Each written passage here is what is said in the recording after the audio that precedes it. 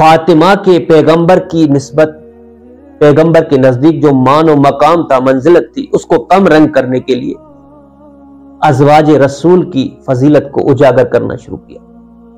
میں نہیں کہتا کہ ازواج رسول کا احترام نہیں، وہ امہات المومنین ہے، قابل احترام ہے، لیکن جو بھی ہو وہ آل کی برابری نہیں کر سکتی، اہل بیت کی برابری نہیں کر سکتی۔ ازواج کا جو رسول سے رشتہ ہے وہ سببی رشتہ ہے، فاطمہ کا جو رسول سے رشتہ ہے وہ نسبی رشتہ ہے۔ نسبی اور سببی رشتے میں زمین و آسمان کا فرق ہے، سمجھ۔ ازواج کا سببی رشتہ ہے، ازواج رسول کا مقام کتنا ہی بلند ہو لیکن پیغمبر خدا کا خون نہیں ہو سکتی، وہ بضع رسول نہیں ہو سکتی، وہ قلب رسول نہیں ہو سکتی، لیکن فاطمہ وہ ہے جو خون رسول ہے، جو گوشت رسول ہے، جو قلب رسول ہے، جو روح رسول ہے۔ اور پھر قرآن کا کیا کریں گے؟ قرآن نے تو صاف طور پہ ازواج رسول کو بلا کسی شرط و قید کے یہ حکم دیا کہ وَقَرْنَ فِي بُيُوتِكُنَّ، اے رسول کی ازواجو، اے امہات المومنین، خبردار اپنے گھروں میں رہنا، کیونکہ تمہاری نسبت میرے رسول سے ہے، تمہارا احترام میرے رسول کی وجہ سے ہے، لہٰذا تمہارا شان یہ ہے کہ تم اپنے گھروں میں محفوظ رہو۔ لیکن اہل بیت کے لیے خدا نے آیے مباہلہ میں صریحاً فرمایا کہ میرے حبیب اپنے اہل بیت کو، فاطمہ کو، حسنین و علی کو مباہلے کے میدان میں لے جا کر اسلام کی حقانیت کو ثابت کرو۔ ازواج کو حکم ہو رہا ہے کہ گھروں میں بیٹھو، اہل بیت کو حکم ہو رہا ہے کہ میدان میں جا کر اسلام کی حقانیت کی گواہی دو، ثابت کرو اسلام کی حقانیت کو۔ اندازہ لگائیں مقام و منزلت کا۔ جب اس مقام پر بھی وہ کامیاب نہیں ہوئے تو پھر علی کے شان کو کم کرنے کے لیے صحابہ کے شان کو بلند کرنا شروع کیا۔ لوگوں کے اذہان سے کھیلا گیا، لوگوں کی پرورش کی گئی اس طریقے سے کہ اصحاب رسول میں سے جتنے صحابی ہیں بلا تفریق وہ سب کے سب عادل ہیں۔ رسول کے 1.25 لاکھ صحابیوں میں سے جس صحابی کی بھی اقتدا کرو ہدایت پا جاؤ۔ کوئی صاحب شعور انسان، کوئی عقل مند انسان اس بات کو تسلیم ہی نہیں کر سکتا کہ اصحاب میں سے وہ اصحاب جو ایک دوسرے کو گالیاں دیتے رہے، جو ایک دوسرے کے ساتھ لڑتے رہے، جنگیں کرتے رہے، قاتل بھی ہدایت پر ہو، مقتول بھی، یہ ہو ہی نہیں سکتا۔ یہ صرف اس لیے کیا گیا تاکہ علی کے اس مقام کو، علی کی اس فضیلت کو جو رسول خدا کے نزدیک تھی، اس کو کم کیا جائے، اس کو حذف کیا جائے۔ اور پھر جب اس مہم میں بھی کامیاب نہ ہوئے تو پھر قتل سادات کا فیصلہ کیا گیا۔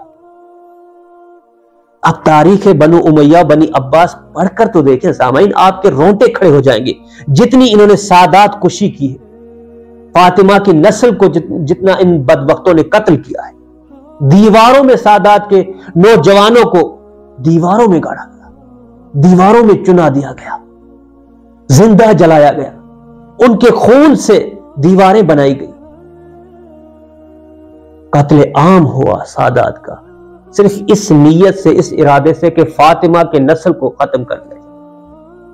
لیکن جب قرآن نے وعدہ کر دیا اپنے رسول سے کہ ان شانئک ھو الابتر، اے میرے حبیب، میرے رسول، تیرا دشمن بد نسل ہوگا، تیری نسل دنیا کے ہر کونے میں پائی جائے گی۔ خدا جس کی بقا کی ضمانت دے دنیا اسے کہاں مٹا سکتی ہے؟ اور جب اس مہم میں بھی کامیاب نہ ہوئے سامنے، تو پھر انہوں نے آخری قدم یہ اٹھایا کہ اصلاً ائمہ علیہ السلام کو ذریت رسول ماننے سے ہی انکار کر دیا، یہ دلیل دیتے ہوئے کہ بھائی ہر انسان کی جو ذریت ہوتی ہے وہ اس کے بیٹے کے نسل سے چلتی ہے، اس کے بیٹے کا نسل اس کی ذریت کہلاتی ہے، بیٹی کے نسل کو ذریت نہیں کہا جاتا۔ اب چونکہ اہل بیت علیہ السلام امام حسن سے لے کر امام مہدی تک تمام ائمہ نسل بطول سے ہے، نسل فاطمہ سے ہے، لہٰذا یہ کہا گیا کہ یہ رسول کی ذریت کیسے کہلا سکتے ہیں؟ رسول کی ذریت تب ہوتی جب ان کا کوئی بیٹا ہوتا، بیٹے کی کوئی نسل، بیٹی کی نسل کو ذریت نہیں کہا جاتا۔ اور یہ باقاعدہ ائمہ سے سوالات ہوتے رہے۔ ہارون رشید ملعون نے امام موسیٰ کاظم علیہ السلام سے یہی سوال کیا کہ آپ فرزند رسول کیوں کہلاتے ہیں؟ آپ رسول کی بیٹی کے بیٹے ہیں، اگر رسول کے بیٹے کے بیٹے ہوتے تو ہم آپ کو فرزند رسول کہتے، ذریت رسول تسلیم کرتے۔ تو پتہ ہے سرکار امام موسیٰ کاظم علیہ السلام نے کیا جواب دیا؟ امام نے قرآن کا استدلال قائم کیا۔ مولا نے فرمایا کہ قرآن میں خداوند متعال نے حضرت عیسیٰ کو ابراہیم کی ذریت میں سے قرار دیا، وَمِن ذُرِّيَّتِهِ، صرف ماں کی وجہ سے، حضرت مریم کی وجہ سے خدا نے ابراہیم کی ذریت سے حضرت عیسیٰ کو قرار دیا۔ جب حضرت عیسیٰ اپنی ماں کے توسط سے ابراہیم کی ذریت کہلا سکتے ہیں، ابراہیم کی ذریت ہو سکتے ہیں، تو ہم اپنی ماں فاطمہ کے توسط سے رسول کی ذریت کیوں نہیں ہو سکتے؟ عیسیٰ ماں کی وجہ سے ابراہیم کی ذریت میں سے، ہم فاطمہ کی وجہ سے رسول کی ذریت، اولاد رسول ہیں۔ اور پھر عقلی استدلال دیا مولا نے۔ امام موسیٰ کاظم نے ہارون سے کہا کہ ہارون مجھے ایک بات بتاؤ، آج اگر رسول خدا یہاں پر موجود ہوتے اور وہ تجھ سے تیری بیٹی کا اپنے لیے رشتہ مانگتے کہ میں تیری بیٹی سے شادی کرنا چاہتا ہوں، تو تم کیا کہتے، کیا جواب دیتے؟